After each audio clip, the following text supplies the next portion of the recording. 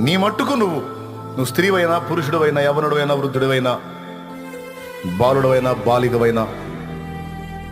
నువ్వు నడి వయస్సు గల స్త్రీవైనా, పురుషుడువైనా, నీ వయసు, నీ జ్ఞానం, నీ చదువు ఇవన్నీ పక్కన పెడితే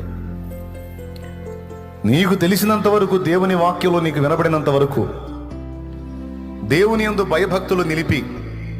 దేవుడు నియమించినటువంటి నీతి నియమాల్లో, కట్టడల్లో నిన్ను నువ్వు ఇముడ్చుకొని దేవునికి భయపడి దేవుడు తృప్తిపడే విధంగా కానీ నువ్వు జీవించటం మొదలు పెడితే, నా సోదరా, నీవు నీకు, నీ ఇంటి వారికే గాక భవిష్యత్తులో నీకు తెలియకుండా వేల మందికి, లక్షల మందికి దీవెనకరంగా మారుతావు, నువ్వు స్త్రీవైనా, పురుషుడువైనా.